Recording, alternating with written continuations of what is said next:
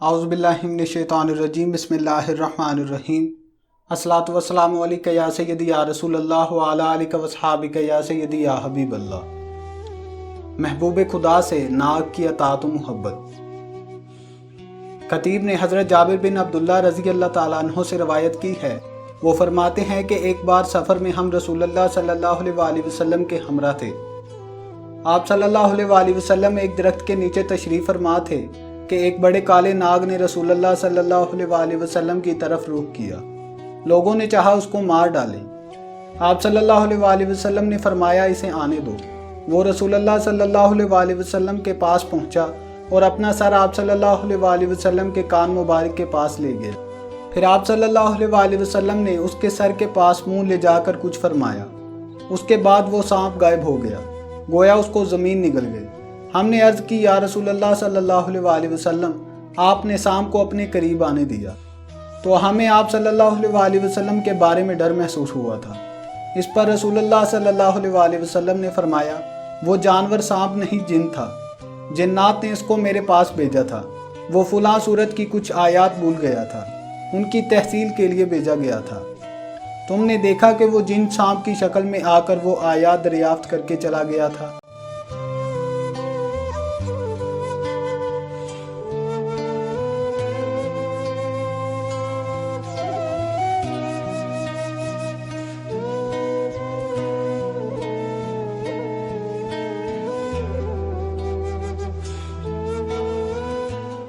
محبوب خدا سے وحشی جانور کی اطاعت و محبت۔ وحشی جانور پالتو بن گیا۔ امام احمد، البزار، طبرانی اور قاسم بن ثابت اندلسی نے ام المؤمنین حضرت عائشہ صدیقہ سے روایت کیا ہے، وہ فرماتی ہیں کہ آل رسول صلی اللہ علیہ وآلہ وسلم کے ہاں ایک وحشی جانور تھا۔ وہ جنگلی جانور ایک پالتو جانور کی طرح ہمارے ہاں رہنے لگا۔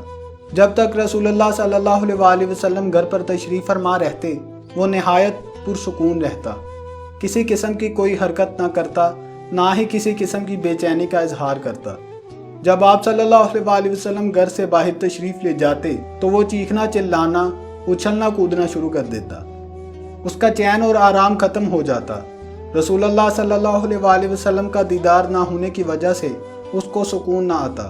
وہ گھر میں کسی اور شخص سے ڈرتا، نہ خوف زدہ ہوتا۔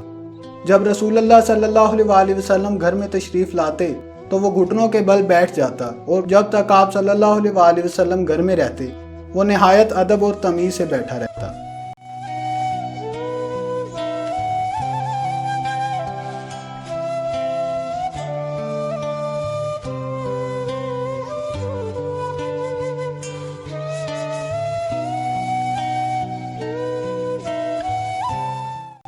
محبوب خدا سے ہوا کی اطاعت و محبت۔ زمین و آسمان، پانی اور مٹی، کنکر اور پتھر اور حجر و شجر سب کی طرح ہوا بھی رسول اللہ صلی اللہ علیہ وآلہ وسلم سے بے حد محبت کرتی تھی۔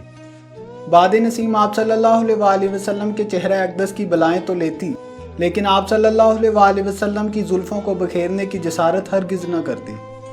باد بہاری آپ صلی اللہ علیہ وآلہ وسلم کے پسینہ مبارک سے خوشبو لینے کے لیے آپ صلی اللہ علیہ وآلہ وسلم کے جسم اطہر کے بوسے لے کر گزرتی تو حد ادب سے انتہائی محتاط ہو کر چلتی۔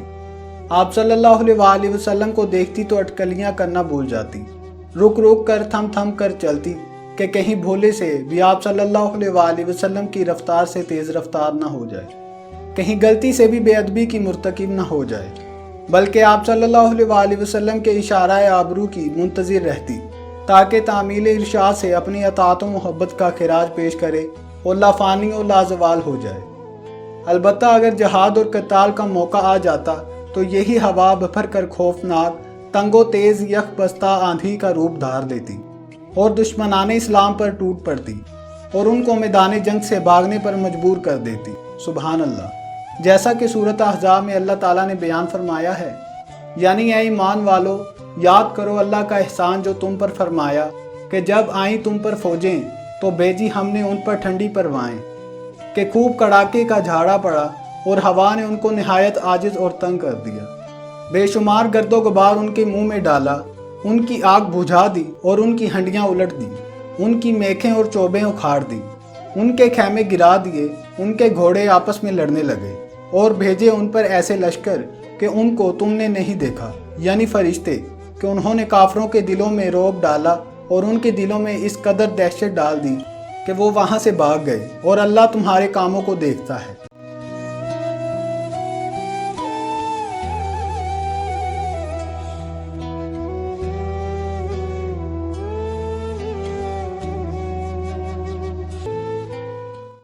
محبوب خدا سے ہرنی کی اطاعت و محبت۔ امام بہقی اور ابو نعیم نے حضرت زید بن ارقم رضی اللہ تعالیٰ عنہ سے روایت کیا ہے، وہ فرماتے ہیں کہ رسول اللہ صلی اللہ علیہ وآلہ وسلم مدینہ طیبہ کی گلی میں تشریف لے گئے۔ اچانک ایک آواز سنائی دی۔ ہرنی نے اپنی زبان میں پکارا، یا رسول اللہ صلی اللہ علیہ وآلہ وسلم، میرے قریب تشریف لائیں۔ آپ صلی اللہ علیہ وآلہ وسلم اس کے قریب تشریف لے گئے اور اس سے پوچھا کہ تو نے مجھے کیوں پکارا ہے؟ اس نے عرض کی، یا رسول اللہ صلی اللہ علیہ وآلہ وسلم، اس عرابی نے مجھے شکار کیا ہے، جنگل میں میرے 2 بچے ہیں، میری دودھ دانی میں بہت زیادہ دودھ جمع ہو گیا ہے، نہ تو یہ عرابی مجھے ذبح کرتا ہے کہ میں اس اذیت ناک زندگی سے نجات پاؤں، اور نہ ہی مجھے چھوڑتا ہے کہ میں جنگل میں اپنے بچوں کے پاس چلی جاؤں۔ رسول اللہ صلی اللہ علیہ وآلہ وسلم نے اس ہرنی سے پوچھا کہ اگر میں تجھے آزاد کر دوں تو کیا تو دودھ پلا کر واپس آ جائے گی؟ رسول اللہ صلی اللہ علیہ وآلہ وسلم اس کو آزاد کرنے لگے تو اس عرابی کے اہل قبیلہ نے جو وہاں موجود تھے عرض کی، اس کا ضامن کون ہے؟ رسول اللہ صلی اللہ علیہ وآلہ وسلم نے یہ فرماتے ہوئے کہ میں اس کا ضامن ہوں، اس ہرنی کو آزاد فرما دیا۔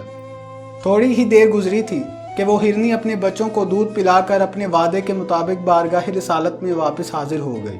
آپ صلی اللہ علیہ وآلہ وسلم نے دوبارہ اسے خیمے کے ساتھ باندھ دیا۔ اسی دوران وہ عرابی بھی وہاں آ گیا، اس کے پاس ایک مشک تھی۔ رسول اللہ صلی اللہ علیہ وآلہ وسلم نے فرمایا، کیا تو یہ ہرنی مجھے فروخت کرے گا؟ اس نے یہ عرض کی، یا رسول اللہ صلی اللہ علیہ وآلہ وسلم، یہ ہرنی آپ صلی اللہ علیہ وآلہ وسلم کی ہے۔ اس پر رسول اللہ صلی اللہ علیہ وآلہ وسلم نے اس ہرنی کو آزاد فرما دیا۔ حضرت زید بن ارقم رضی اللہ تعالیٰ عنہ فرماتے ہیں، اللہ کی قسم میں نے اس ہرنی کو دیکھا، وہ جنگل کی طرف بھاگتی ہوئی چیختی جاتی تھی اور کہہ رہی تھی، میں گواہی دیتی ہوں کہ بے شک اللہ کے سوا کوئی معبود نہیں اور محمد صلی اللہ علیہ وآلہ وسلم اس کے رسول ہیں۔ اسی حدیث کو الطبرانی نے اوسط میں اور ابو نعیم نے حضرت انس رضی اللہ تعالیٰ عنہ سے روایت کیا ہے۔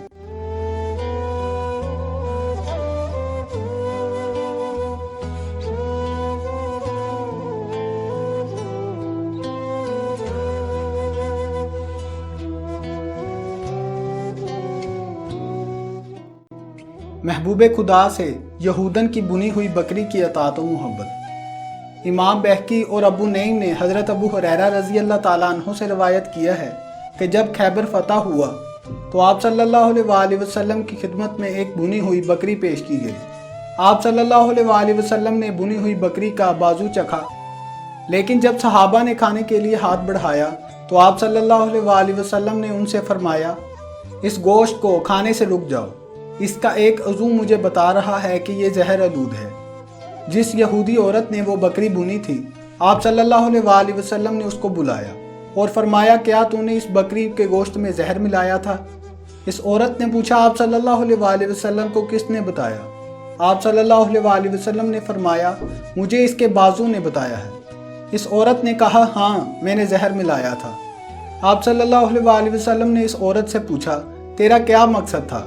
اس عورت نے کہا، میں نے سوچا تھا کہ اگر آپ صلی اللہ علیہ وآلہ وسلم نبی ہیں تو اللہ آپ صلی اللہ علیہ وآلہ وسلم کو ضرور بتا دے گا اور آپ صلی اللہ علیہ وآلہ وسلم کو کوئی نقصان نہیں دے گا، اور اگر آپ صلی اللہ علیہ وآلہ وسلم نبی نہ ہوئے تو ہم آپ صلی اللہ علیہ وآلہ وسلم سے نجات پا جائیں گے۔ آپ صلی اللہ علیہ وآلہ وسلم نے فرمایا، اے میرے صحابہ، اللہ کا نام لے کر کھاؤ۔ تمام صحابہ رضی اللہ تعالیٰ عنہ نے گوشت کھایا اور کسی کو نقصان نہ ہوا۔ آپ صلی اللہ علیہ وآلہ وسلم نے قتل کی سازش کرنے والی یہودی عورت سے بھی درگزر فرماتے ہوئے اسے معاف کر دیا۔ سبحان اللہ۔